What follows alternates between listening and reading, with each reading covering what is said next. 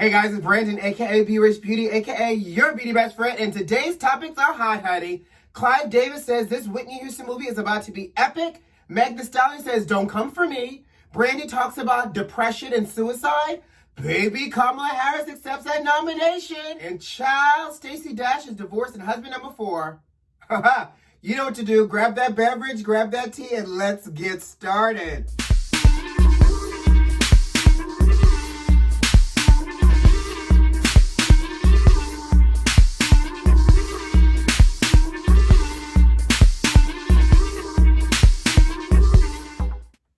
So, Clive Davis says this Whitney Houston movie is about to be a no-holds-barred movie. Now, I've already talked about how, Pat Houston needed money. So, therefore, she's throwing together this good old Whitney Houston movie. But, child, it might actually be some weight behind it after all. Clive Davis did an interview and said that little eye cream today, y'all.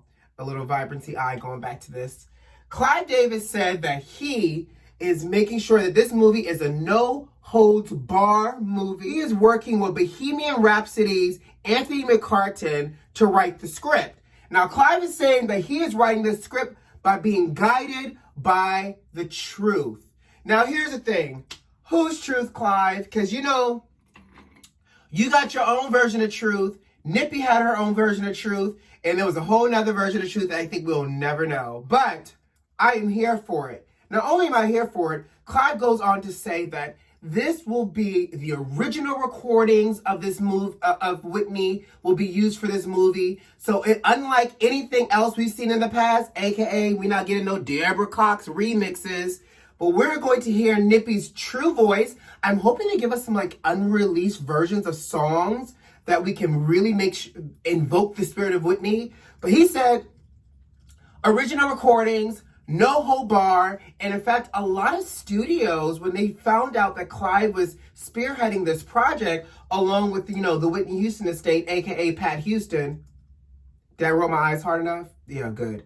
Anyways, that these studios were itching to get a hold of the script. So the script, I think, is going to go to Sony, which means that Sony also owns the catalog to Whitney's music. So I'm excited. Baby, when I tell you Thanksgiving 2022 can't come here quick enough. Now, baby, this movie is about to give me everything I need. And I'm going to be there with, again, my Thanksgiving Day turkey, my Thanksgiving Day meal, and my Whitney Houston memorabilia.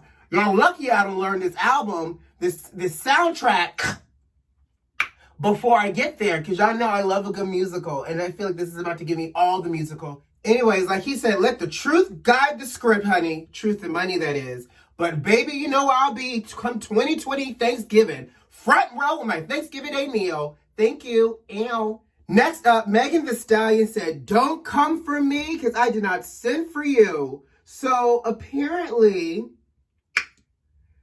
the internet came for Megan because she posted a video, of being in the club with a little turn up. Now, the kids were like, well, I thought you were shot, Megan. Why are you in the club turning up without your walker? I don't know.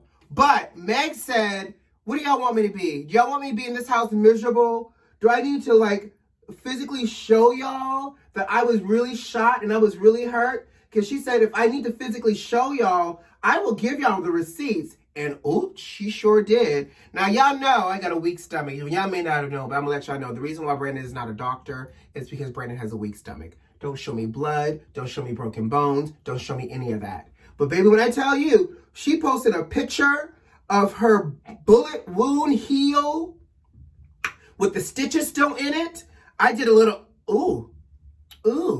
But I was like, oh, girl, you really did get shot in your heel. So it wasn't even the pinky toe. It was the heel. So anyways, y'all, she said, I'm not living my life stuck in this house depressed and acting sad when I could be out in these streets at a party right now in the club, ducking and dodging Rona. So good for you, Megan. She said, y'all not about to make me feel some kind of way. I'm not here for it. And she's not here for it. So, you know what, Meg? Live your best life, sis. Live your best life. Child, what's next? Oh, baby, all that glitter ain't gold. Now, we know, Brandy, a.k.a. the vocal, I don't know why they call her the vocal Bible. And first of all, y'all Brandy fans, don't come for me. I like Miss Motiva. I like Miss Chardonnay. Hey, I love Brandy. I just, never understood that whole vocal Bible term. Anyways, Brandy did a People's interview, or I should say interview with People magazine, and she mentioned how she got into a really depressed state after her 2006 car accident. Now, you remember that 2006 car accident is where she hit somebody and a 38-year-old woman lost her life. Brandy says she spiraled into a whole depression, child, which, I can kind of understand. Like, you took somebody's life, child. Like, I can get it. But she says if it wasn't for her daughter, she says she was in a very dark place, thinking about her life, you being in the spotlight since a child. She goes, she was mentally, spiritually weak, all that other stuff, right? All the things that go into being in a dark place. She said, but if it wasn't for her daughter, Soraya, if it wasn't for her daughter, Soraya, she would not be here. And so basically she said, she got really depressed. She thought about committing suicide and really said, that's really whack of me to do that, especially since I have a daughter and I don't want to leave that kind of mark on my daughter. So you know what, Brandy, good for you. Mental illness is really a real thing. And if we haven't seen that it's a real thing for 2020, baby, I don't know what rock you're living under. But good for you, Brandy, to understand that that would have done some trauma to your daughter. And you decided to push through because you had a child to live for. Y'all run out and listen to B7, aka the Vocal Bible, and get her sales up for that album, because I just don't know how well it's doing. Okay? Let me take a sip. All right, baby. Beauty Besties. Did y'all watch the Democratic National Convention last night? Let me tell you something. Ooh, I know I'm getting seasoned in my years, because when I tell you I was on this couch ducking and dodging, dozing off, trying to stay awake to watch Kamala speak. I saw part of President Obama. I'm gonna really admit that I have to rewatch it because I fell asleep on part of it. But I woke up and I perked up when Kamala walked out with that wine-colored pantsuit. Baby. First of all, Kamala loves a good pantsuit. I don't know. I feel like I want to see Kamala in something else besides a pantsuit. But she wears a power pantsuit well. Color looked amazing. Let's talk about the makeup real quick. Color looked amazing on her skin. Her makeup looked great. Not overly done, just done well enough. A nude eye, something warm in her crease to give her a little definition. That hair was cascaded, honey. Y'all saw all those inches just cascading on down with those curls? She gave you curls and inches, probably all hers, because, she's mixed with Indian heritage, like all of us try to pretend like we got Indian in us. Well, I got Chinese in me, though. But her hair looked great. Her makeup looked great. She had a stain on her lip that was slightly glossy that kind of matched her pantsuit.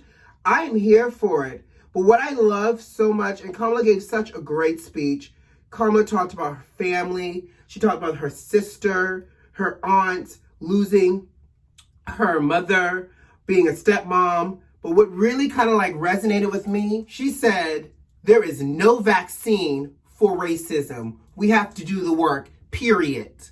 Now, I really wish okay, so she didn't really say period after that. But can we just talk, if she had said period, I would be like, yes, Kamala, yes. I felt like she needed a city. She gave the AKAs a shout out. She gave her HBCU a shout out. She could have just slipped in a little city girls at it and been like, there's no vaccine for, she could have been real professional, there's no vaccine for racism. We have to do the work, period.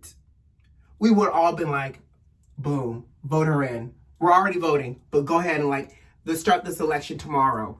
Kamala's speech was great.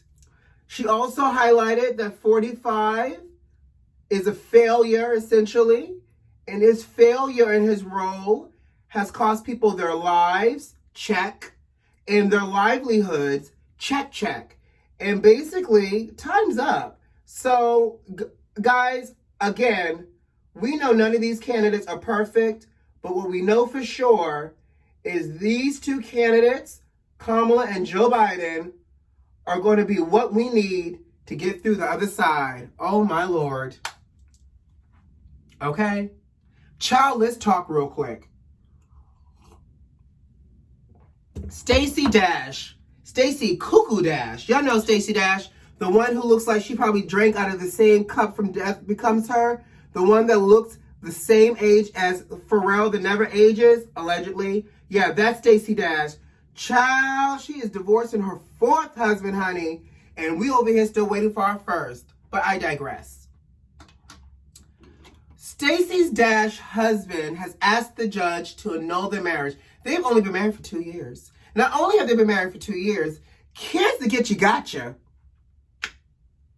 The get you gotcha is, he is saying that the only reason why he took his marriage vows is because not only was he pressured into doing so by her priest, her pastor, saying that it was the will of God for them to be married, but 10 days, I can't even get it out, 10 days prior to them getting married, her preacher and her pastor did a hypnotic prayer for them that hypnotized him into marrying Stacey Dash. Say what now? So we over here asking for the exact prayer that Sierra said for Russell Wilson, but there's a hypnotic prayer that's out here that can get us married a lot quicker. I just don't know. Like, I feel like whatever comes with Stacey Dash is always some foolishness and some debauchery. Now, what y'all think? This whole man he said he's in the Get Out movie. He is trying to get out of this marriage and said that the religion had him marry her and the hypnotic prayer had him take the vows so soon. Ciao. I don't know if I want to know exactly word for word this hypnotic prayer, but I will admit, I feel like I need to know what some of the words are in this hypnotic prayer, because if Stacey Dash can be married to her 4th husband, and some of us are still waiting on the 1st, there might be power in this prayer. So I need Sierra's prayer, I need a piece of Stacey Dash's prayer, and let's just go ahead and merge them all together, and maybe everybody else can get a husband and a man out here, and or a wife. I don't know what you do. But last but not least, I'm going to leave you with this quote from Andrew Cuomo, you know, the governor of New York. He said, "Don't let Rona pretend to fool you. You don't call no win during a halftime, honey. Just because it looks like it's slowed down, don't think it's over." That's your COVID-related news right there. All right, guys, I gotta go. I gotta start my day. You know what to do. Subscribe to the channel. Like this video if you like this video. And leave me a comment. I'll see you tomorrow. Love you lots. Be safe. Bye.